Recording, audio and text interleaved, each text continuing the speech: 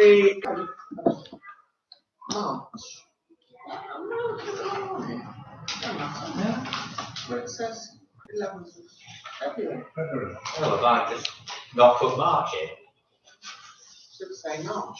11th of March 2020. Because March and February were both the 11th. Okay. My apologies for not spotting that. Can I give apologies for the meeting on the Tuesday, please? Sorry? Can I give apologies for the meeting on Tuesday the 11th? Yes. Can we please go to agenda item 20? No, before I do that, if the fire alarm goes off, it's not a test, it's for real. Please leave the building by the exit over there, the way you came in, and meet at the front. Thank you very much. Agenda item 25071 is to receive apologies for absence, which we've had from Councillor Sampson and Councillor Chapman. I am not going to give the reasons why they are not here, because that is personal. However, I would like to say that they are perfectly valid reasons, and therefore I would like to propose that we accept those. So I will propose, I need a seconder, please. Okay, all those in favour of accepting those absences? Thank you. Agenda item 25072 is to note declarations of interest and requests for dispensation to discuss and vote on a matter in which a member or co-opted member has a disclosable pecuniary or non-pecuniary interest. Does that apply to any councillors here? Yes, Councillor Fogarty. I am the treasurer of the Ford Temple Brownies. Right. So I don't know whether that applies to the donation. Oh, right, yes, at the it end. does. Yes, it Okay. does. Thanks. Yeah. So which agenda item is that? It's, 13.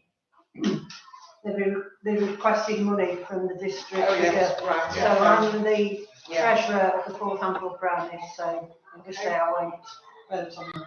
Anybody else? No. Okay, no one else? Oh, sorry. Yes. Those in there. Yes, Chair. Agenda item 10. As a member of the Friends of Campbell Station, I wish to declare an interest there. So you will both abstain from those items, and you may not vote. It doesn't require you to leave the room. Okay, agenda item 25073 is the open forum, where comments and questions concerning items on the agenda can be put to the council by the public during this period. Matters which in the chair's view require debate and or a discussion will be referred to the next committee or council meeting as appropriate. Items not pertaining to the agenda may also be taken at this time at the chair's discretion. However, I would add to that not if somebody does want to raise something, there wouldn't necessarily be an answer. It will be answered at the following meeting. Public forum is restricted to 15 minutes and strictly 3 minutes per person unless the chair allows otherwise. So, does anybody have any questions in the open forum? Okay, we will move on. Agenda item 25074 is to approve and sign the minutes of the Hamburg Town Council meeting of the 11th of February. Does anybody have any comments, questions, typos, or anything? Councillor Small. Chair, may I comment with regard to item 25058, which relates to road repairs at the junction of Woodlands Road and Hall Road. The surface of the junction there has been repaired, and I think it looks quite well. The problem was caused by a very heavy rainstorm, and it's my belief that the problem was caused not only by the rainstorm itself, but by surface water draining down Hall Road in a large diameter pipe, very large diameter pipe, and being focused into a much smaller diameter pipe. The cover of the manhole servicing that pipe was welded shut effectively by being rusted to its socket, so the high pressure water had nowhere else to go, and spewed out and disrupted the road surface. The solution, the long-term solution to that problem would be to lay a large diameter pipe from that manhole down to the Spath Brook, but the line of that pipe goes through privately owned land, which no one is keen to take off the hands of the landowner, so I doubt whether that's going to be done in the near future. So the problem might yet recur. The only what's the word I want? The only possibly good effect of the road repairs is that they have loosened that manhole cover. So if the same thing happens again, it's likely the manhole cover will blow off and the surface water will just spew out over the surface of the road rather than blowing it apart. We'll wait and see what happens at the next heavy rain. Indeed. Yes, I'll do a quick one. I know Adam, the guy that lives the first house up Hall Road, where the water comes into the stream in his garden, actually, and he's referred to a weir stroke dam that's being built at the back of one of the houses on Brereton, which is causing the stream to back up and may be a factor. You know, of course, that's quite illegal to have done that. So I just want to investigate a bit further. Okay, thank you. Any other comments from councillors? Okay, can I have a proposal then to accept those minutes? Thank you, Councillor Small, second by Councillor Fogarty. All those in favour? Thank you very much. Agenda item 25075 is to approve and sign the order of payments for March 2025. Does anybody have any queries on those orders of payment?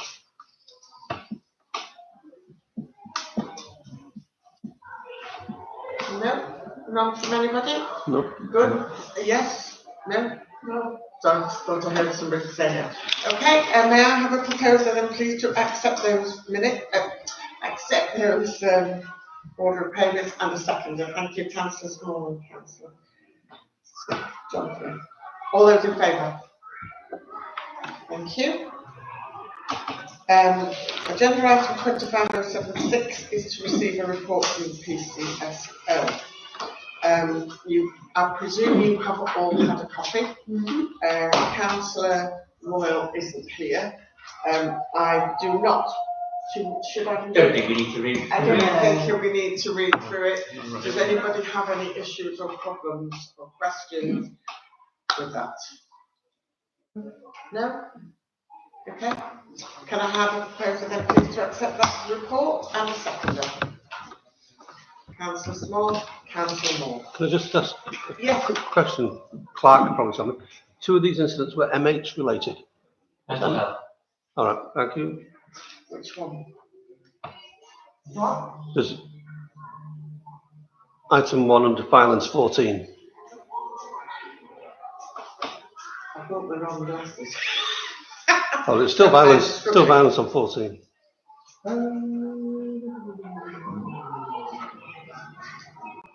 Are you looking at last? No. That's a very good question. Because it's not on here. 11th of the 3rd, 24. Oh, 24. And you've got a physical copy. Shouldn't that be 25? No, that's there. That's not it. That's not Right, the. so, Lots of typos in there. You've got a physical Send copy the there. PCSO. yeah, so now I know for future what MH means. Yeah. Any queries then? No, I've had it answered. Just wanted to know what the initials were. Okay. May I have a proposal in a second to accept the police report, please? Thank you, Councillor Small, Councillor Smith. All those in favour? Wonderful, thank you very much. Agenda item 25077 is to receive an update regarding the current progress being made at the Hampford Garden Village site. I think this should be handed over to Councillor Small, who has done quite a bit of work on this. And if you have the opportunity to read the document where Councillor Small has extracted things from the report, there are some quite significant remarks being made. Over to you. Well, on Thursday, the 13th of February, the Town Council held a Teams meeting with officers of Cheshire East responsible for the Garden Village. Charles Jarvis, I believe, in charge, a lady called Joe Wise, a chap called Phil Riding, and somebody called Prescott. Rosie's actually already left Cheshire East Council. Who has? Frisker, the other lady who was in. Oh, you're kidding? No, she's already left. Right. Yeah. The one who didn't say very much. Yeah, the one who didn't say very much. I asked her for a copy of the slides, and then I got an auto reply saying I've now left Cheshire East Council. I was like, right, okay. You're not getting your slides then? The meeting started with Charles Jarvis giving some general points, and he then asked for questions and comments, and several of our councillors raised the topic of the drainage of surface water. This is an enormous site. My wife and I walked over a considerable amount of it yesterday, and there were times when we thought we would have to start Very swimming. wet large site. Yes. And we stressed that the Cheshire East should avoid draining the site into Spath Brook at its northern end, and if possible to drain surface water directly into the River Dean, utilising the natural slope down from the site into the Dean Valley. Charles Jarvis replied that he would be seeking specialist advice about the surface water drainage. The next item that was raised by Charles was conservation work for Dairy House Farm, which is one of our Grade 2 listed buildings. It pleased me no end that they are about to submit a planning application to start doing some restorative work on that building. A Wilmslow councillor was present at the meeting, Councillor Anderson, who inquired as to the future use of the Dairy House Farm buildings, and the reply was not yet decided, but would need to recoup the costs of restoration. Chair, can I just ask a quick question about it? A quick question on this. I'm wondering why Councillor Anderson was at the meeting. Did we invite Winslow councillors or? No, I think she was invited by the Garden Village group. Right. She is involved in transition group in Walmsley, and I think that possibly the connection to all of this. Right, because even if it's transition, is that what we're talking about here? I'm just wondering why, not just now, but when I was looking through the notes, why she was invited. Were you invited? Not to this. We'd had a previous meeting about a month ago, Right. which went through. I did invite you because you'd had a meeting already. Was that the one? Yeah. Right. Yeah. Well, I can't answer that because No. I don't Because know. they We need to invited us. send out the invitations. Yeah, they did. We do find a certain amount of encroachment on our ward. Speaking from a ward council point of view, I was just wondering why she ended up in a meeting with the town council. All I can say in response, John, is that I've had very limited contact with this lady. The contact I've had, I thought she was very good. She asked very pertinent questions, and they were relevant to the interests of this council. So I would recommend in future that she be regarded as one of our allies on the other side of the River Dean. Can I raise a very quick, to take you back slightly, if I didn't raise this one. The Garden Village site has already got an extensive drainage system there, which may be from either the golf course, which never happened, or the RF site. Where's that going? There are definitely drains there now, manhole covers. Yes, I mean, you hear water running, not water running on occasion. Where's that going? Well, historically, it used to come into Hall Road. Oh, really? Oh, yes, yeah. Mm-hmm. Witness the pipe next to that great big oak tree at the top of Hall Road. It used to run through the middle of my back garden and through the garden of number 9 Old Hall Crescent as well. That's just one element of it. isn't that, I thought that was the one that was cut off. Oh, yes. It is, so It's that, been filled so with it doesn't concrete. anymore drain that It way. doesn't, no, it doesn't. No, No. right. No. It must So go I wonder somewhere. where it goes. Yeah. Be Sorry. interesting Well, to know. it now goes into this enormous great sewer that's in the centre of Hall Road. Oh, does it? Yeah.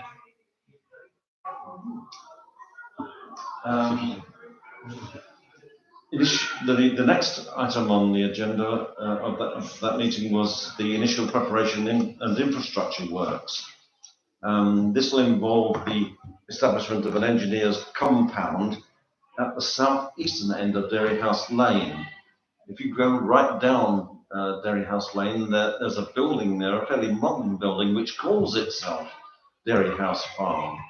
And so that's where the engineer's depot is going to be sited.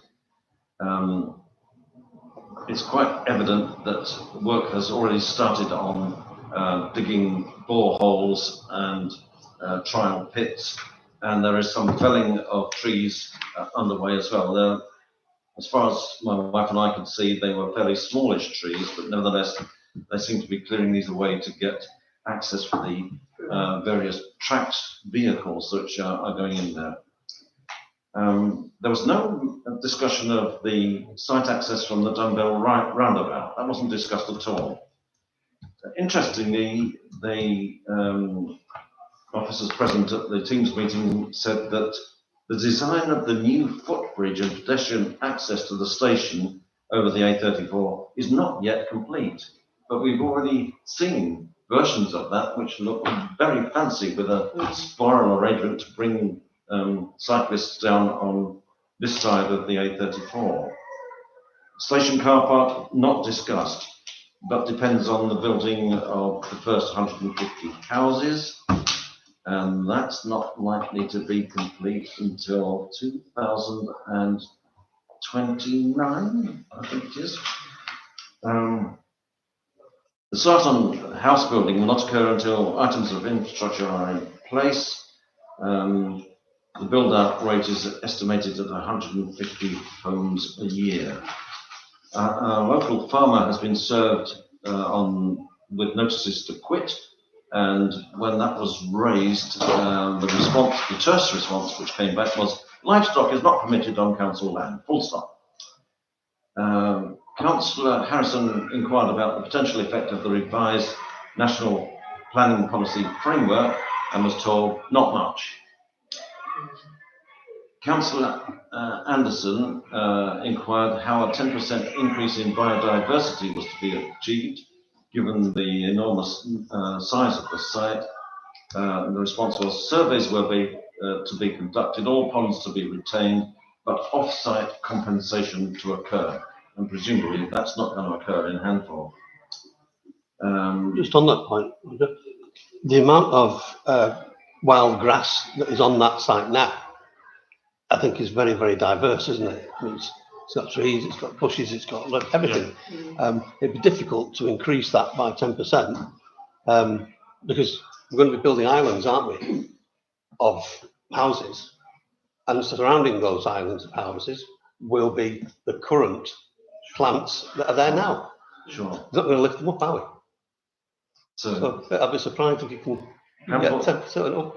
Handful loses out time and time again with the Garden Village. A lot of money went in from the Garden Village, allegedly went into the Poynton bypass, for example. That was a sore point because I think my point is, I don't think the council would have to do anything to improve the diversity and improve anything that's there already. I'm mistakenly. Well, what about all the land they take up with the houses? We can't do anything about that because there's going to be a house there. That's the idea, isn't it? That they improve. How they do it, of course, I don't know, but they are legally required to increase the biodiversity by 10%. Am I right, aren't I? Yeah. Is that right in place? That is true, isn't it? But if you think about it, think about the site as it stands now and the biodiversity that's there. You need a huge chunk of biodiversity somewhere else to compensate for building on it. Yeah. Or does it relate to, does the biodiversity relate to the land that's left after all these damn houses have gone up? Well, they're looking to, aren't they looking to landscape that and make it more pretty and? Yes. Got a small I comment know on there's loads of other trees, aren't there? Hundreds of trees. Yeah. The residential gardens, the great back gardens, aren't actually considered in biodiversity net gain calculations, which means the only thing that will be considered in that is effectively any frontage and any parkland that you keep. The gardens are or aren't So considered. yeah, gardens are not considered part of any biodiversity value. Yeah, if we take what's currently there as X, and we take Y away from it, 'cause we're building houses on Y, then what's left is still X. Yes. Yes. You can't prove that, can you? Yeah. You've got to put Y elsewhere, haven't you really? If that's what you wanted to do. All right, Yeah. carry on. Plus a bit. HTC at this meeting raised concerns about tree removal and the translocation of trees. And as I recall, Charles Jarvis created or mentioned a lot of problems with regard to moving soil from A to B on the grounds that it might be carrying contamination across. Is that a fair comment? So basically making it difficult. Status of the Ministry of Defence land, that land is up for sale. I'll conclude by saying that this afternoon there was a meeting of the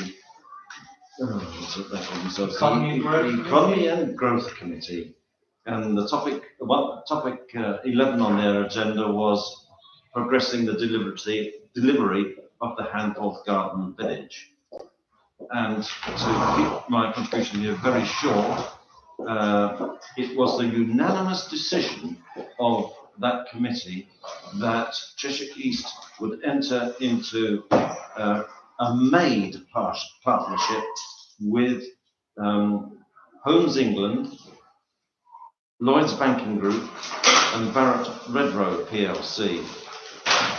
And this would be an agreement with exclusivity so that I presume that exclusivity would be insisted upon by the MAID partnership, because they're in principle going to put their resources into the progression of the infrastructure works that are necessary before house building can commence. So Cheshire East are going ahead with this coalition with the MAID partnership. As I understand it, that's of limited duration, and at the end of that period, by which time hopefully a lot of progress will have been made on infrastructure, then Cheshire East will look at whether they want to proceed with MAID to go further in the development of the garden village. What has pleased me, because I listened to quite a lot of the Cheshire East discussions this afternoon on this topic and others, and it was evident there was a lot of concern about risk and finances. They seem to be desperate to avoid making or embarking on a very risky project in which they might lose a tremendous amount of money. So the initial development work on the site is going to be done in collaboration with this MAID partnership. Okay, thank you, Councillor Small. If you've all read the other article, the notice that came out from Cheshire, I have to say that I am bitterly disappointed. This is not going, in my opinion, I don't think this is going to be the garden village that we envisaged being delivered all those years ago when we started talking about it. It's a long time. I think in the comment was that they didn't have the expertise or something to be able to pull this off. They don't, nor the manpower either. They've got few people and they lack the skills to act as master developers. So my concern are two things. One is what will happen about the money that Cheshire East have already received, 25 million? 23, something like that. 23 million for the, I think it was for the heating system, wasn't it? No, the 25 million was separate from the centralised Yeah. system, which was another pot of money that they got. So what happens? Do they have to pay that back? Will that continue? Yes. Sorry, Roger, you mentioned the Ministry of Defence land. Yeah. That's up for sale. Which bit is that? Is The it whole the bit lot. up Clay Lane? No, All of it. Oh, it's the bit that's just adjacent to the gym. oh right, it's Flat- not, but flat housing. it's not on Clay Lane because that's Ministry of Defence land at the back of us. Yeah. No, No, it's the bit over. it's the Garden Village. Yeah. Yeah. Right. Thank you. Just to take up the point raised by the chair, one of the risks of going into this exclusivity agreement with the maid partnership is that there will be dilution of Cheshire East control over the final form of the Garden Village. So the wonderful plans that have been drawn up now might get watered down. I must admit that after that meeting, I felt quite depressed because having worked with the guys before, there was a very clear vision. And of course, I'm sure you're all aware, there are very strict rules about what you can and can't call a garden village. The one at Woodford is not a garden village.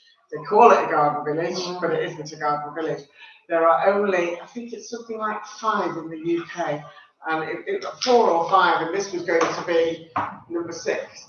I don't see that happening now. I have absolutely no faith in that going forward, and I'm very, very disappointed that all that beautiful land, which we've walked over for the last 30 odd years, is going to be not used as it should be in buildings of the future, and that's my biggest concern. We have to change at some time, and we have to become more environmentally friendly, and I don't see this as being at all environmentally friendly, and that really does concern me.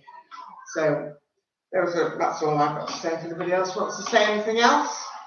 I think when you're in collusion with Redrow, which is, a big company that will build houses, wherever, then you stand the chance of losing all control of it. It'll be like the one that's just up past the mosque, that giant, what started as a very nice field, and you thought, we'll only have a few houses, is now all the way back to the bypass, and it's like, house after house after house. There's not a park, there's not a school, there's not a shop, there's nothing.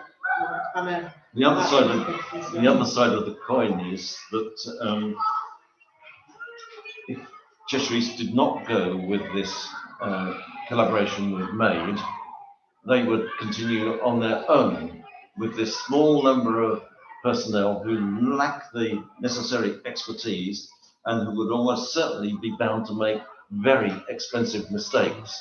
And of course, we don't want to lose the money that we pay to Cheshire East as in the form of council tax, and we're talking about large sums of money, very large sums of money. But then if they couldn't hack it, why did they start it in the first place? Yes. Yeah, just another comment on that with the MAID partnership. So obviously they are their Homes England, Lloyds Bank and Barrett Redrow. The fact that we've got Homes England as part of that, and the fact that that is probably more, the development's probably more secure now. We've secured that development now in the fact that if that's going to the partnership, Barrett Redrow is behind it. And then we've also got Homes England, a public body, who, even though of course their primary purpose is to get more homes built, they are a public body. They might listen to concerns, and they might still, give some relevance to the original plans. So at least in the fact that we've got a partnership rather than just a private company, we might have some kind of community benefit secured from that. I hope that proves to be true. I know from conversations with builders that I've had talks with, that their main, the bottom line is what they're concerned about. And when you mention anything environmental, they know it's too expensive. So that may be where Cheshire East come in, I don't know. But hey ho. Okay, any more comments from anybody? Just to point out, I moved the meeting to 7 o'clock this evening. Yeah, just realised. Sorry. Sorry to throw you. Oh, sorry. It's all right. I must have missed that. The reason I like to encourage debate, good debate, and for everybody to have a say. We seem to be going for longer and longer. So I thought, if we started at 7, we'll have a better chance of getting. That's our job, to discuss things. Yeah, so I don't have any problem with that. Yeah, sorry. I just wish if I'd checked my mails a bit. Yeah, if I take copper. So going forward, it's 7. Just keep an eye on it, because we've got finance meeting next month, Okay. so I might have to put it back to our. All right. So this is the full town council. Yes, yes. So can I make a very quick observation about what you were talking about, because I didn't think I'd be allowed to say it. I personally knew, going back years, that any plot of land over by Total Fitness, and correct me if I'm wrong, but the original plan was to put houses, a school, a doctor's surgery, all that on it. I knew the minute that was announced, there would be no school, there would be no doctor's surgery, and there would be nothing apart from houses on there. It's just land grab. That's all it is, land grab. To put expensive houses on that people can't afford, and it does nothing for any community apart from cause traffic, clutter, and overpopulation, and soaking up the green belt land. Yeah. That's my personal opinion on it. Yeah. I saw it years ago when it was announced.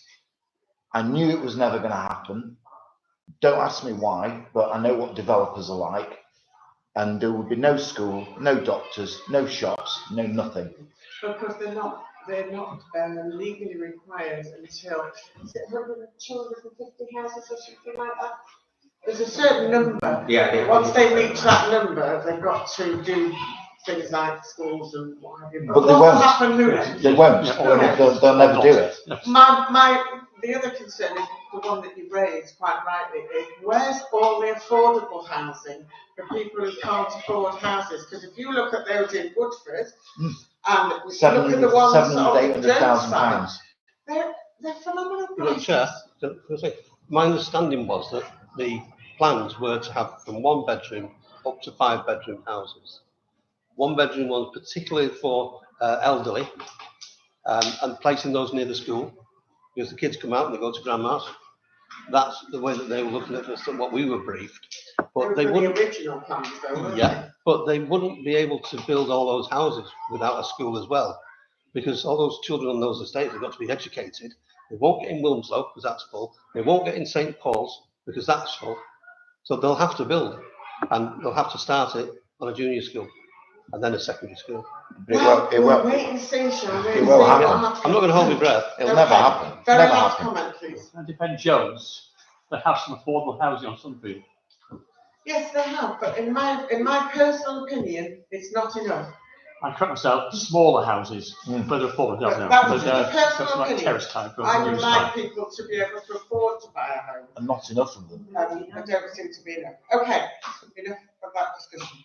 25078 is to receive an update from the recent meeting held with the Police Crime Commissioner on the 19th of February. I presume you've all read the report. Ward Councillor John Smith and Ward Councillor Julie Smith were there, and Councillor Peter Moore was also there, who had some comments. I hope you've all read the report from the Police Commissioner. Councillor Moore. And then Councillor Smith. Well, it says it all really, you've had the report, but I'm going to add a few bits briefly, partly because I didn't fully understand what his role was, so I did a bit of research on that one. And briefly, he is an independent interface between the police and the public, essentially.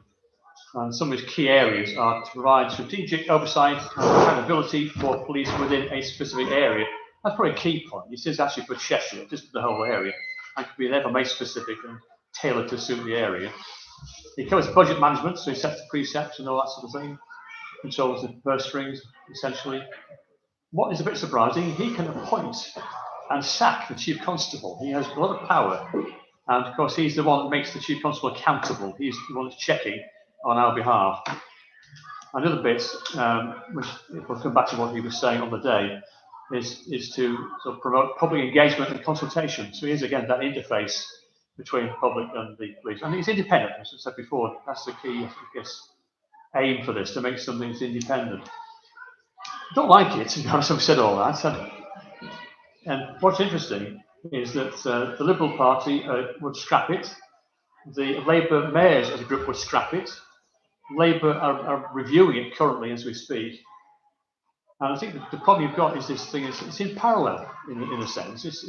You could argue it's something which we don't require. We've done it in other ways. I think the mayors are saying they should be doing it. It should be part of the mayoral sort of, because they again are local and covering an area.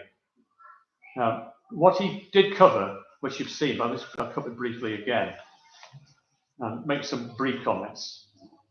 Back to the interface bit, there's citizens' assemblies, which are picked democratically, so it's a big group that they get together to get ideas from, again, us residents, if you like, of the area. I'm not convinced that's that useful, and couldn't we do it? I'm not so sure it needs that group to do it in other ways, I suspect. We have a stock fund, a bit like what we do, the money is available from him or his department for projects across the area, but again, similar things that we do, giving funds to the Scouts and youth clubs and what have you, that sort of project type stuff they're covering. Hotspot policing, which I think John and Julie raised upon this one, which I thought was a bit intriguing, whereby they will pay overtime to policemen. So we can actually, as a council, can say we've got a problem on a Friday in a given area, and they can provide for definite a number of policemen to attend that area at that particular time to address our problem, but we pay for it, which is the downside. And the next policeman who was next to me said, "We won't do it." Yeah, that's what Julie said to him. So you're telling us that we can have this hotspot on Friday night, pay the town council to pay for the privilege to get policemen in on overtime, because they're not rotated, on overtime, and they will do the policing that they would normally do had they been on duty. Yeah. And it's town councils and parish councils picking it up again. Why don't the police just do it? Exactly. Yeah. Exactly. That's what we didn't hear the price either. No, You've got to figure for that. it's not going to be 10 quid an hour. I have a vague recollection that on the parish council used to pay £25,000 a year for half a PCSO's time. We used to. No, we didn't, build the edge bit. Um, And they never do anything they ask him to. He doesn't have the power to. No, and he just gets absorbed into the police's general road system, and he spends most of the time in the anyway, so there's absolutely no point to that payment. Yeah. I guess in summary, I wasn't. You were trying to take a balanced view, I guess, and you can see some positives in it. The independence aspect, involving the public, you're getting feedback and so on and so forth. But it's very expensive. It turns out that the worst case scenario is West Midlands, and their department costs $9 million a year. That's a point. I suspect, I couldn't pay for chest, but it's about $1 million to $2 million, I think.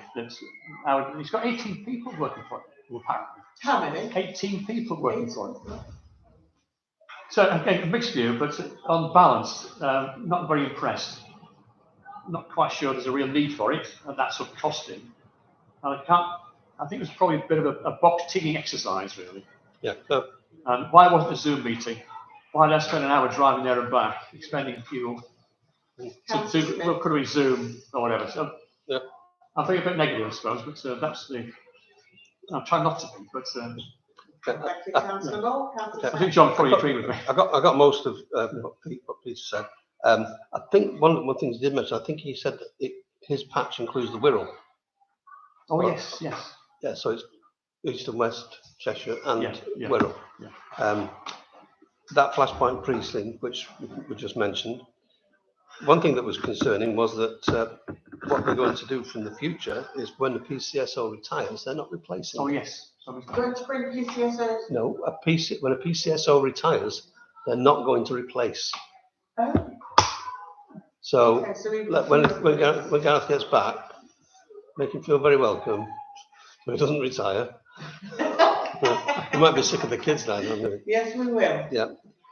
Peter mentioned also about the funding that they give to certain groups on application. One of which was a £1,000 grant, which is for quick requirements, immediate requirements, and they would give that out to groups, something that's urgent. Anything higher than that, it will take some time. What else?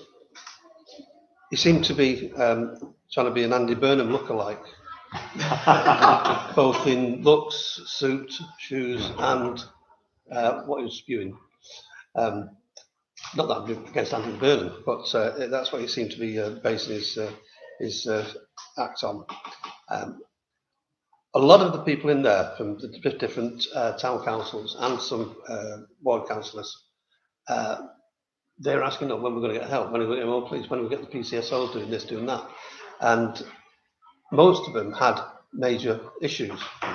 What I mentioned to them, and having listened to them also, I told them about the CCTV that we have in the village, and that we have the data controller, we do it ourselves, etc. And a lot of people were quite interested in that, especially some of them were paying a fortune to Macclesfield to be monitored. It used to be something like 18 grand a year. Yeah, 5.5 grand, I think. Yeah. So, yeah, 18 grand a year, which is why we went for our own. And he's asked to come and have a look. So Ashley's organising for us a meeting with them so that we can take them through. I said it did help to have a company in the village who, partners in it. So we'll. Thank you very much. Okay. I hope there are no more comments, and Ruth, if you've got a question or a concern, please address it to the clerk, who will address it to the commissioner. Thank you very much. Right, let's go on then to agenda item 25079, which is following the failure of the HTC SID to discuss the quotation received from Pandora Technologies for temporary repair or replacement board for up to £910, or to receive quotations for the purchase of a new SID at £3,000 plus VAT plus delivery. I put this on the agenda because we didn't discuss it last time. Unfortunately, I didn't get to take the SID to the repair shop because I wasn't well, so I haven't done it. But there is a repair shop coming up in, I can't remember when it is now, but the fairly near future. If it can be repaired without any cost to us, because they do it free of charge, that would be brilliant. But quite honestly, I feel that spending 910 on a new board, Plus the roughly, and probably, other bits and pieces that need replacing, it's still an old unit. And if we end up managing to get it repaired, and we do go to have a new unit, then we'll have two, which I think would be wonderful. But quite honestly, I think it needs replacing. Any comments? That big board that tells you how fast you're going as you're going out. and it's 8 years old. It's 8 years old, and how much did it cost when we first bought it? About 2,500. So it's lasted a long time. It's good investment money from you, isn't it? I mean, if the old one's fixed and then breaks down, you've got spare. That's your, beauty. Yeah, that's I've been doing some sums, and if this defective SID is sent back to Pandora Technologies for servicing, the worst case scenario is that they have to achieve an effective repair by putting in a new circuit board, and the price would come out to £1,428. The cheapest new Pandora Technologies unit, including software, would be £2,820. So you're thinking about £3,000, let's say. That's all including that. That's including that. So don't forget we're getting that back. Right. Then you will have to do your sums to come down to an appropriate figure there. So that's the cheapest unit in the Pandora range, 2,820, including VAT. Comments from anybody else? I was saying if they pay a repair, they'll pay 280. Sorry, say that again. Just 280 and a temp repair, it isn't repaired, it'll incur the cost. Yeah. Yeah. I know a man who might have a look at it for nothing. Who? The TV guy in the village, he was an electronics guy.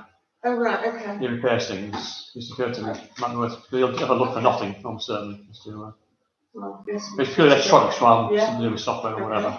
Chair, question is, can we afford a new one? Yeah. Right, then why won't we buy one?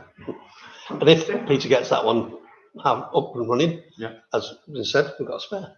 Yeah. Okay, What to go with it? so the proposal then is to authorise the purchase of a new SID at a maximum value of 3,000, as Councillor Small said it could be as little as 2.4, was it? Chair, should we make a broader proposal, incorporating the proposal of Councillor Smith that we take the unit to a guy who might do it for Yes, free? we're going to tag that on to the end I'm of saying it. repair for it, we look at it and say, not repairable, Yeah. or to repair it will cost you, we get three estimates. Sorry, before we go on, Councillor Sampson. This new one you're talking about, I think it's not a fixed item. No, I don't want to get one that's fixed. No. What we've always done is move it around once every week, every 2 weeks. Very effective. And it's more effective than having one in the same place. Right. People go, oh, it's that bloody thing again, I'll just leave it. And you can't have smiling faces. 'Cause No. we're not allowed anymore. No. So- Do you have the model number for the one we've had? We have the 901. I'm just having a look now, yeah, ours is the 901. It's the cheapest To one. buy a new one of those is the 2,820. Yeah. Chair, So the proposal then is to put forward the purchase of a new one and have the other one looked at, hopefully get repaired for free rather than spending. No, not repaired for free, looked at for free, Looked and at then for say, free yeah, it'll cost you and see whatever. where we're at with it. Yeah. So that's my proposal. You might pay for Thank it, you. wouldn't be the you might do it for free, between the council and us. Absolutely. All right, so that's the proposal. Is everybody clear? We purchased a new one. We take the old one to be looked at for free, and if it can be repaired, we'll then bring it to council and see. Yeah? Yeah. Okay, so all those in favour? Unanimous, thank you. can I just make a point, Chair, that I was a member of the scrutiny committee at Cheshire East, and there was a meeting at the North West Fire headquarters, and there was many people saying about speeding in their village and in their ward, which we'd seen. And I made people aware that we've got this thing that the clerk puts up, the data's taken to the taken off and passed to the police, and they look at where it's required. And then they stay away. everybody wanted to know about it, so we're ahead of the game here with the fact that we've Well, got it. and we need to stay ahead of the game, don't we? Yes, So if we've got the money, then why don't we use it for some good? yes, absolutely. Great. Okay, thank you. Is that unanimous? Yeah. Yeah. Agenda item 250710 is a motion to discuss and agree a grant application received from Friends of Campbell Station towards railway 200 event, grant requested £695, 18 pence. The 18 pence is obviously very important. Would you like to say something to the council? Well, I can't have very much. I think our chair's put in a very good proposal. I think it's fairly clear. Answer any questions on that they have to do. But there's been a few changes since then. Things have moved on. I had a very good meeting last night with the youth club here. Now, they designed Millennium Street 25 years ago.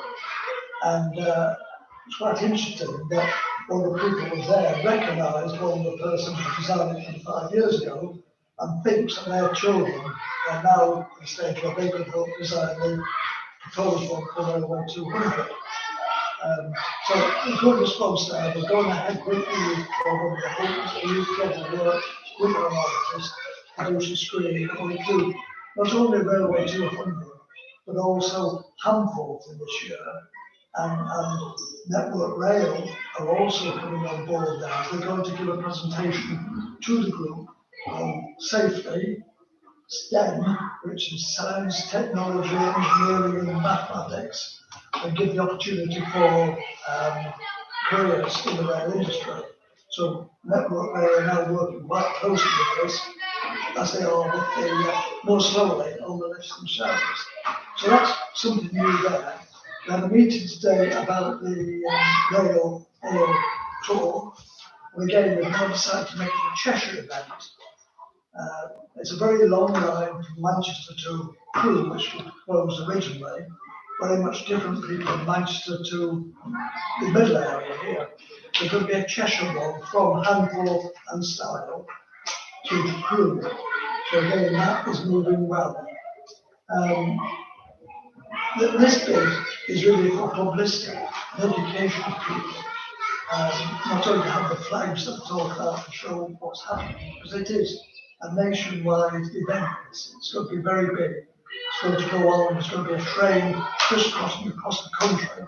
The exhibitions are there, and many groups throughout the country are doing a number of events to celebrate this. So we want to publicise it, educate people about it, and that's the idea of having the bunting going up there, the display panels which we can take down to the village, events in the paddock, events in the park, because the park on the road is on the railway side.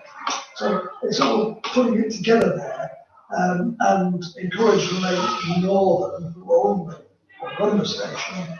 They are progressing the ways that this can be installed there, so you can see the front of the building with this electronic display that can only be about rail 200, but also about other events in the village. Okay, well, thank you very much. Councillors, does anybody have any questions for Mr. Bishop? Yes, Councillor.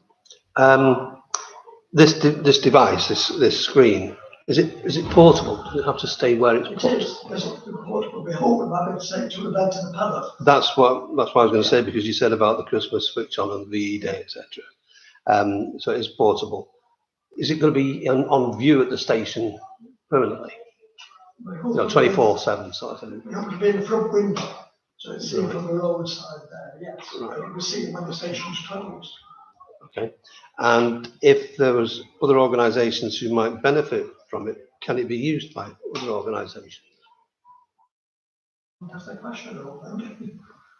We feel we can produce enough material to have an ongoing display. I mean, it could be that children doing artwork, we could have exhibition of their artwork there. It could well be that something you want to advertise, we could put on there as well. You're saying that in the past, when the council has paid for something, we've asked if it can be made available to any other groups in the village who might have a use for it. I think particularly like the Scouts with the ride on tractor that we contributed towards about 10 years ago. Okay. I'm sorry, Councillor Small, you can't comment. Can't comment. I'm certainly, I know I can't vote. I wonder whether I could. Could I finish, Chair? Okay, yes, all right then. Chair, Sorry. could I finish? Sorry. There's a point there, because the group has got a healthy current balance of £9,000, just slightly over that. But you say that that's ring fenced because of restoration works, which will be required to be paid for by the Friends of the Station following the lift installation. Will they not make good once they put the lift in? The area They that have to make good, and if it's disturbed, so they would. they would do it. Yes, What we're looking to do, and what's that 9,000 ring fence for enhancement works to it. So we're told they look at the rail 200 screen, which will match the Millennium one. We're also looking at another one that might be considered disabled access. So might have got either disabled or disadvantaged people in another screen like that. So all these are ring fence for specific schemes. When we apply for funding, we come to you and you grant us this money, then that's used for that money, for that project. So is there funds within the 9,000 that you already have? That's money we have already ring fence for other projects. Right. This 200 is fairly new, but it's not new, we knew about it. But Voter got on board recently to make the most of that, because there's a chance to publicise that.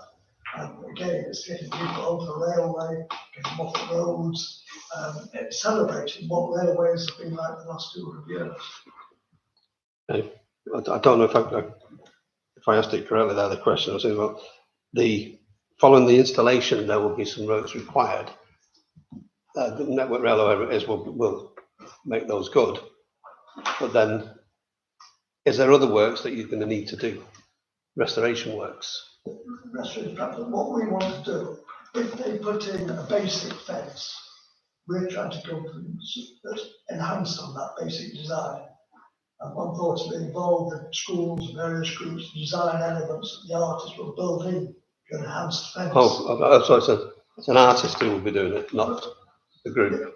We've got an artist who's working with us, but he will work with the schools, time out, various groups around the village there to have an input into it there. And the money will be not what Network Rail have to produce, they will produce basically the minimum they have to do. We're trying to get something better than that, but the village deserves something a bit more than a standard, bog standard fence and the lift shafts, for example. We like the lifts not just be a chunk of concrete or whatever it may be, something that's more attractive than that. We will have to fund that extra enhancement to make it more attractive. Okay. I think when the network, we've already been warned when the contractors move in to start the lift project, both sides of the station are going to be devastated. And we've been warned that any items of interest that are on either side of the tracks, such as the pieces of sculpture, they're all going to have to be moved. And inevitably, things are going to get damaged. We've already lost an apple tree.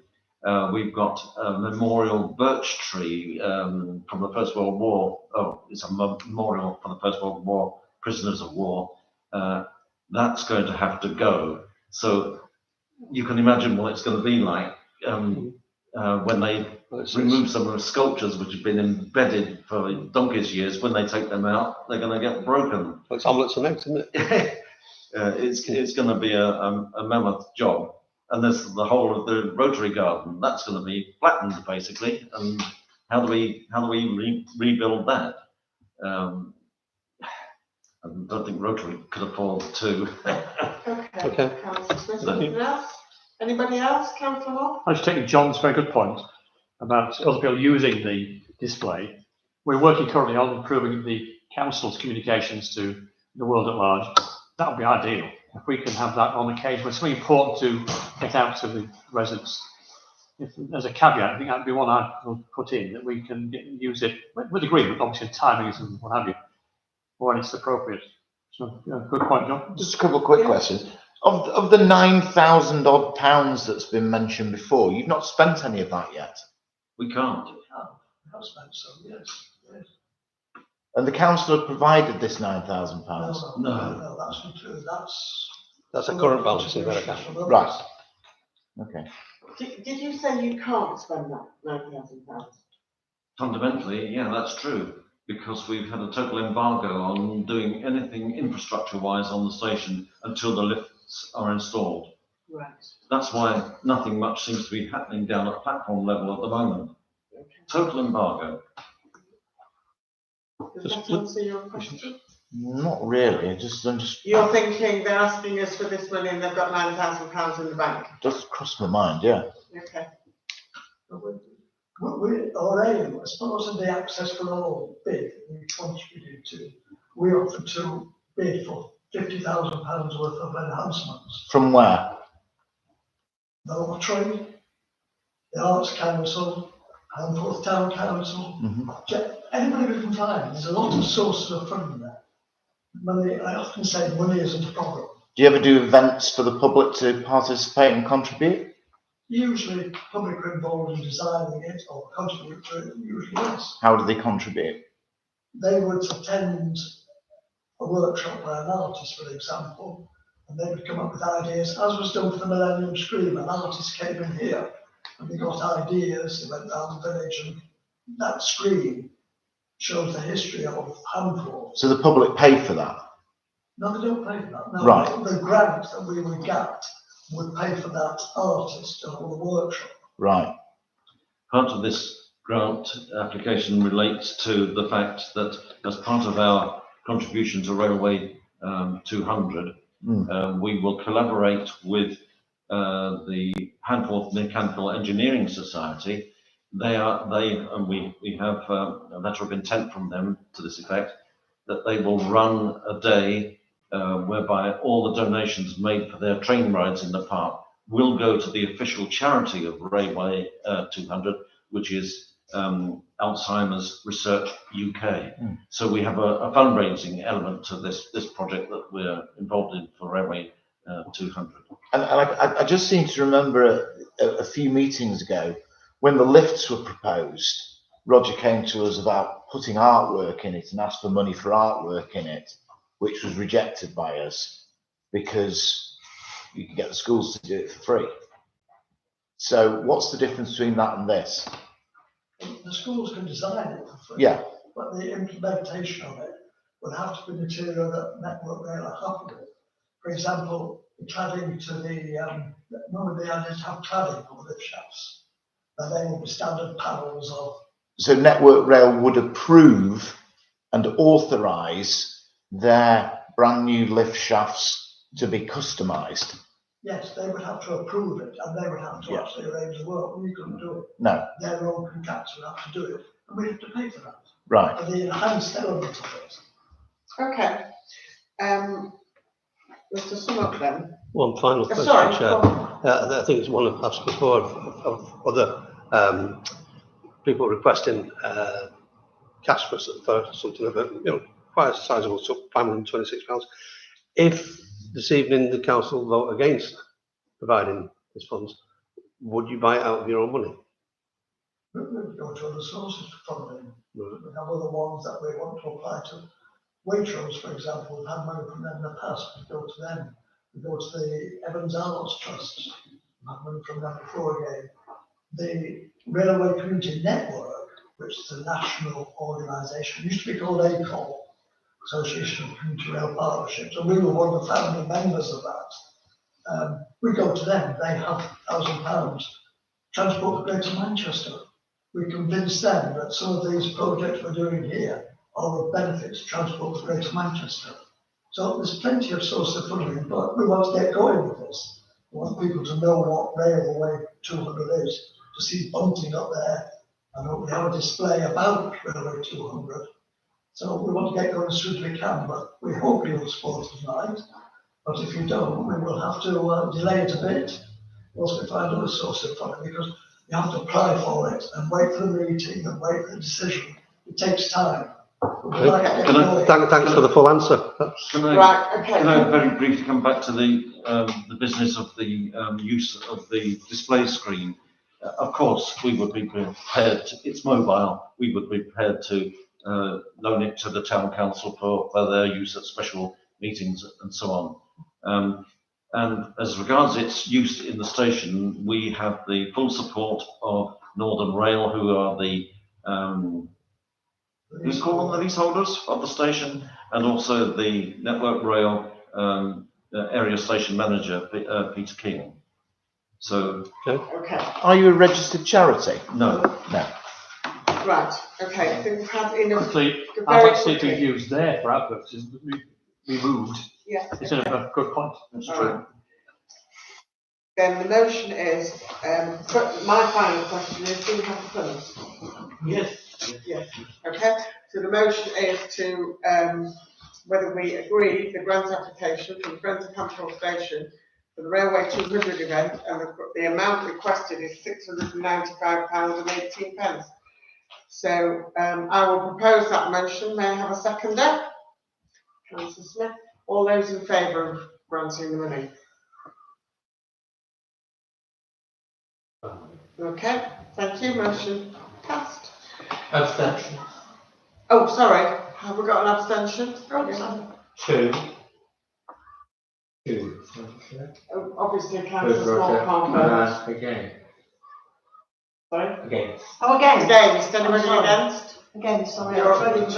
You three are against. Right. Sorry. That's fine, I just thought right. Okay. Are we writing in with confusion? Sorry? Yes. So what? Yes. Sorry, what was the outcome? Yes, it's carried. 5 in favour, 1 abstention and 3 against. Okay. Right. Thank you all. On to agenda item 25.7.12, which is to receive an update from the the 2711 is to discuss, sorry, it's not having the right drafting, to discuss the recent CEC local transport plan consultation and agree a response on behalf of the town council. This is a huge document. I don't propose to discuss it tonight because I think everybody needs to have a jolly good look at this. If you have some comments to make on it that you would like putting forward, or you have any questions now, please put the comments to the clerk, and then we can put something together, can't we? Yeah, Roger drew up some suggestions there. I don't know if that's helpful to everybody.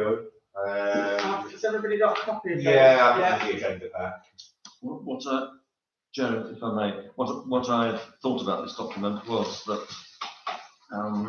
if you look at it at first sight, a lot of the items in it are very laudable, but we all know for sure that Cheshire East aren't going to be able to afford many of them. That is a dead cert. So it might be that we, as a town council, might want to make a general response saying something along the lines that we are in general supportive of the ideas put forward in this document. We realise that many of them cannot be financed by Cheshire East Council in the present financial climate. However, we would like to point out some of the specific items that have been placed in the handforth bracket and to comment on those. For example, the footpath through the woods down here. That's still on the list. We could make a comment there. Well, this job has been done.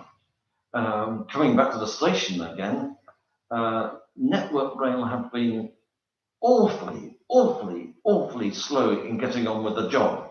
So one of the things I think we as a council could suggest is that we write to Cheshire East in the form of a reply that we would like Cheshire East, who were initial donors in this project, to stimulate Network Rail into getting on with the job, basically, and to work through the list like that.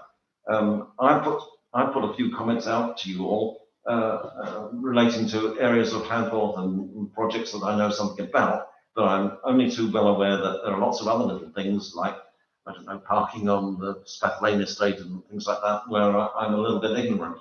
But I don't see why other councillors can't fill in the gaps. Well, that's why I think it would be a good idea if you all had a look at it, and if you've got comments to make, to send them to the clerk, then we can look at the comments and put forward some response. Is there anything else anybody wants to? Where do we find it? It's in your pack. Oh, right, yeah. It's in there. It's quite a lengthy document. It's not something you just skip I'll through. resend it out Yeah. to you, both the local transport plan and the comments of Roger. As I said, they're all in the pack, they're separate, and it's easy to look at them both. Okay. Everybody happy with that? You will all have a look and send in your responses. Thank you very much. I'm on the right one now. 25/07/12 is to receive an update from the Communications Working Group, Councillors Peter Moore and Councillor Harrison. Yeah, I'll start off because you still have the report, it's the status document. I'll be a bit brief because I've been over some of this before, but I just did a short review of the current state of our communications. So obviously the main places that we communicate with the public are through our Facebook page, through our website and through our notice boards. Now obviously we do quite good communication in that aspect, but then just think about how can we improve those. In terms of physical engagement, actually going out and seeing people, we don't really do much of going out and seeing people. We do have events that we attend and they're well received. We have council meetings which typically aren't very well attended. So just in terms of the gaps and opportunities that we found there, of course, I've mentioned this before, is that Facebook is, as the only social media, is quite limiting. So the council should look to using other social media such as Instagram. Instagram I say because it's the posting can be directly linked to Facebook. So just for the ease of our own use that's there. Not up to more young people. The website as well. Obviously, it's got all the information that we need really. But the navigation, especially on mobile page, isn't that great. So we can work to sort of improve having everything just sort of in plain sight. Some people just don't have councils here.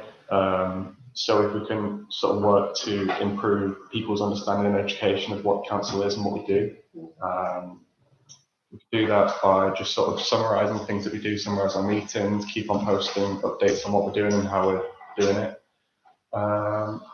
Obviously, a lot of people don't use social media, which is completely fair. So obviously keep working with our physical media, which is obviously printed information and notice boards, as well as our printed newsletter, which I think would be ideally sort of slightly visually improved, but mostly formalised, sort of just as a quarterly thing.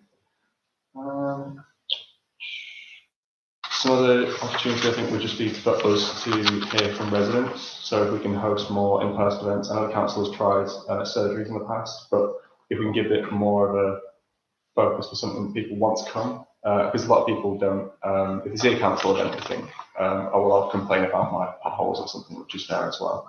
But having another reason for them to come and have something to do, so we can work on those kinds of, on creating those kinds of events. And obviously the lowest form of, well, not lowest, but the most local form of government, ideally we should be the first point of contact, especially for local issues. So we can work on creating a framework for both to hear from our residents and also to speak to higher forms of government, such as obviously Cheshire, it's national government, the what's it called? Mayoral authority when that's made. And sort of the actions that would just be to set up an Instagram page linked to the Facebook group, to edit some of the information on the website, which would be to put the most important things on the home page so that people can just click them straight away and get to where they need. A few improvements to just our about section, just to make sure people understand quite clearly what we are and what we do. Improve the format and regular scheduling of the newsletter. Work on events that we could trial, throwing ideas at the wall so that people can come and talk to us, but figuring out how it's best to do that, I suppose. Set up a digital suggestion box. Obviously, just another way for people to talk to us. Another thing is look into how we get information from Cheshire East, how we can relay that, and how we can scrutinise them for not giving us information that's relevant to us. Last one, which I hand over to Councillor Moore, is that we want to put together an events board and a stand that can assist with some workshops, surgeries and consultations. So for example, there's one at the bottom that I hope we can do while the Cheshire warranty devolution is still active, so consultation for that is still active, is that we could publish and make a board to help people understand what that consultation is asking of us and asking of our residents. So we can set that up on a board, they can come to us and give us their thoughts on it. Thank you very much. Just add a little bit to the stall ideas, as Luke was saying, rather than having surgeries, which I think we've tried a lot of times. It's getting people to come to you, isn't it? Whereas if we go to them, so events, and obviously like the D-Day one would have been a classic one. The E-Day would be a good one to go to. So a stall we can pull out and have some made-up boards, which hopefully have some ideas for next meeting, some proposals of what the boards might be. Not expensive, so it'll display who we are for a start, but then have boards which are appropriate to the event or the stuff. If there's something going on we're trying to put out there, you'll have the council board, which we always use, and perhaps a board suggesting why we're here today. I think that's, the paddock, another one. We can go to the paddock occasionally. We've done it on my job. We've gone out to clipboards, getting people to know about certain things that are happening. The merger with Winslow, which we pushed hard against, and so on. A stall would have been handy there with an appropriate board for that. What have you looked at? We call it scannable information, so you can. Yes. Yeah, that's one of the things we can think about. For Whatever, John, anything we can do. Well, the fact that if you can print one off. Yeah. And stick it in a window of a shop. Oh, yes, you Then definitely, you get people that, what's that about? It's kind of, oh, there's a D-Day thing going on. Yeah. What's that we can QR use codes, in notice all boards, these things yeah. and more. So what we've got now, improvement we've got now, but add bits in that we Can don't I do. just say though, I feel like we need to update the website, make it fun, and because young people don't care about the council. About the council in general, they No. think it's boring, you think it's. Don't know we're here, Well, what we they do. just don't care, Yeah. like, so you need to make it where it's attractive and you make it now appeal more to the younger generation, because unfortunately, it all revolves around social media now, and everything does run on social media, so even things like TikTok videos and I know Instagram reels or, you know, the short, like, skirt things. And regular. Yeah, and constant stuff going out. The website needs to be appealing and not just like boring, you know, like because people lose interest. It's all down to colours and how things look. It's that having that initial appeal for people to read it before. But because if it's just not looking, people just skip past it or. You know, it needs to be appealing. Thank you, Councillor I'm sorry, yes. I think if you also ask the local schools if you can put a link on their website. Yes. To this Links, kind of thing, because when you're looking for a school or moving into the area, the school, you also want to know what goes on in the area. And I think sometimes people only look at the school, and then when they come up around the school, the first question is, do you have a post office? Do you have anyone that meets? Do you have a community centre? And they haven't got that access on the school website. Yeah, right. It's every avenue, isn't it? Every avenue possible. You know. Okay. The more goes out there, the more we'll see. Very quickly, man. Maybe to make the website more interactive and I've got QR codes only. Yeah. Yeah. I think you're right. Even in the shop window, QR code is I think, if I could just sum up, I think communications, you're quite right. Everybody does think council's boring, and some of the things that we do are boring.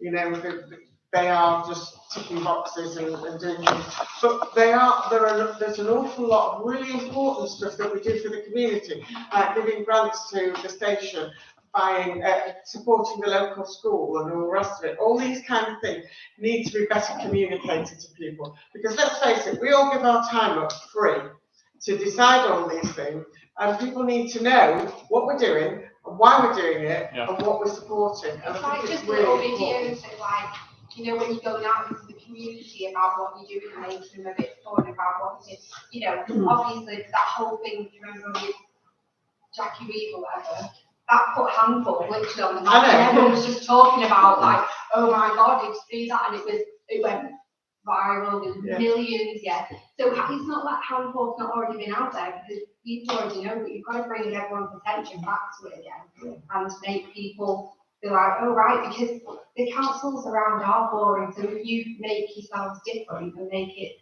fun and, you know, better to be around and just appealing. Yeah, the people word. will come Appealing. then. You can go, oh, if you look, you've got issues, come and, you know, like advertise that you're doing that this tonight and get people to come and, do you know what I mean? It's just Totally things agree. like that. Yeah. Totally agree. Very last comment. Bring back a certain councillor who made us famous. Okay, right.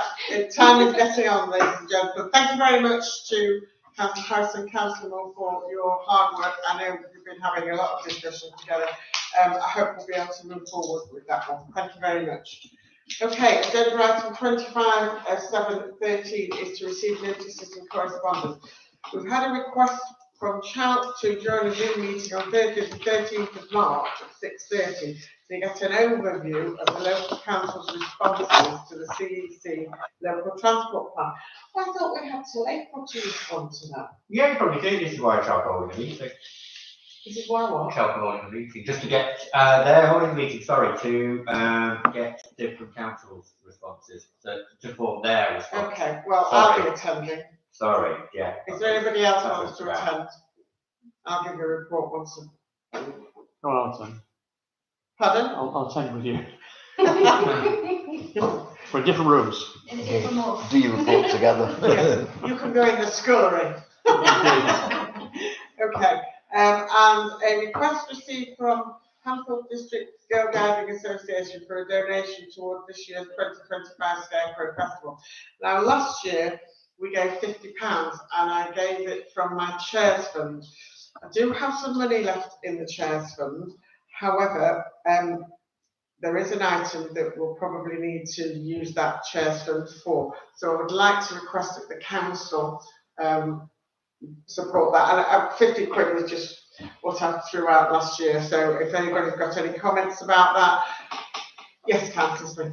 Perhaps ask Chris Shenton, if maybe he could make a few bales of hay available for people to go and grab. Yeah, good suggestion. We fund that,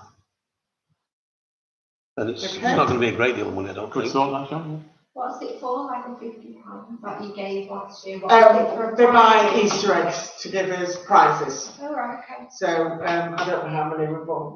I don't know. It was just a We donation. spent 50 quid and gave them Easter eggs. And we, No, did we give we them just 50 quid? gave them the £50 Right, okay. to Yeah, we just gave them buy £50 prizes. and then Yeah. everybody who wins or enters. Did everybody who entered got a I think everybody, yeah. I think everybody got an Everybody Easter half egg. an Easter egg. Easter egg.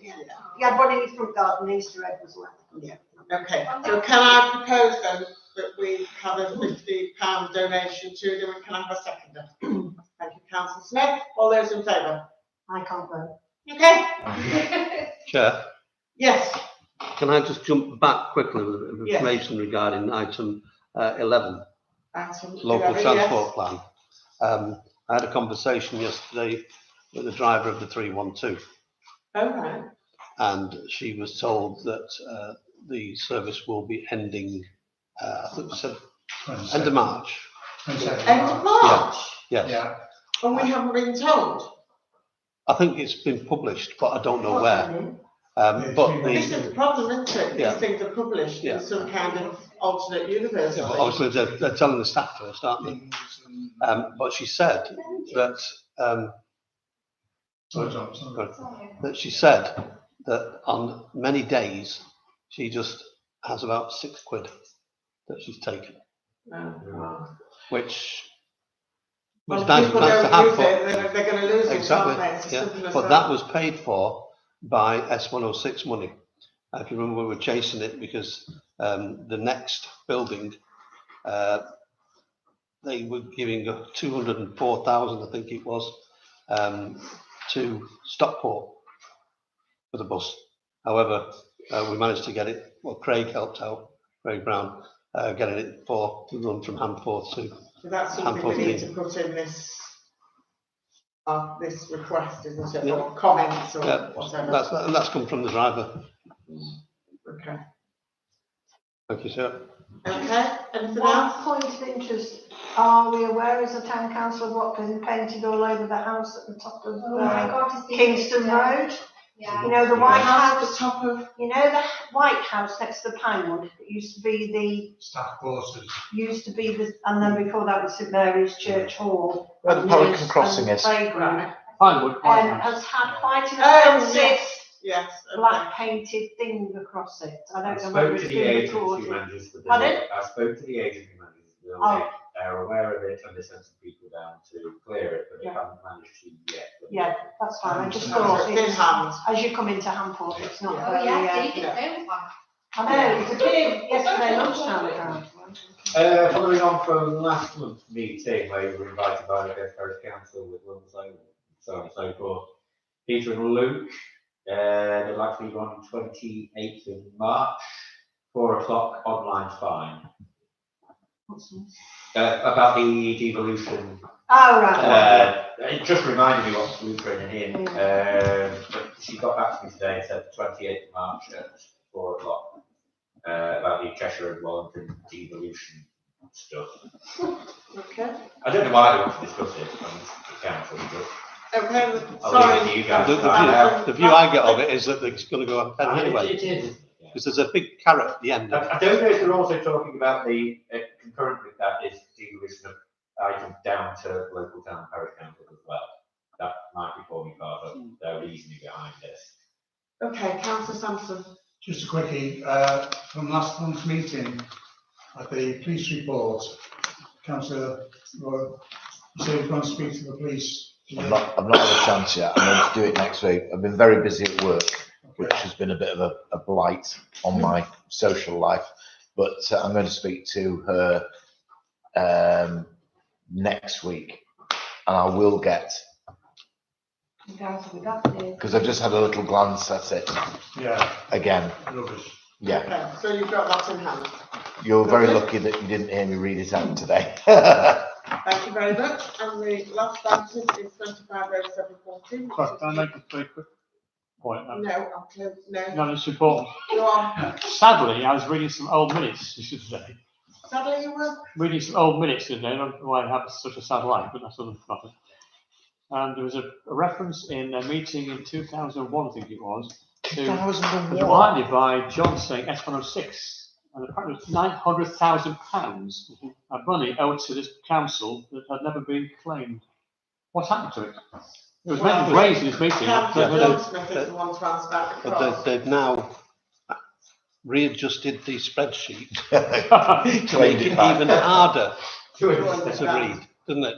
Just We're both makes it trying. harder to understand. Yeah, but I'm still chasing. Oh, yeah, yeah. Oh, yeah. It's not owed to this council, it is owed to the community. Yes. Well, yes, Owed to- yes. yeah, Sorry, owed that's- to the community for things within the community. Yeah. Right, okay. Sorry. I think that needs to go on the agenda next time, What, so we can have a bit of a discussion about it. what, the 106? Can we arrange a Yeah. meeting as well for the event? Yes, Yeah. Okay. A catch up. So the last item on the agenda, ladies and gentlemen, is item 14, which is to agree the date of the HTC full council meeting on the 8th of April 2025. Time to be confirmed. yeah, Yeah. we've got finance next time as well, so. It's Yeah. April. So it will be 7:30 next Probably time. will be, yeah. And Yes, and they will, because of the Sorry? negotiation, yeah. raised the. So planning will be Back in 6:30, 2021. finance 106. will be Yeah, 7. oh, yeah. Yeah. It was non-stop. Town council Thank you very much.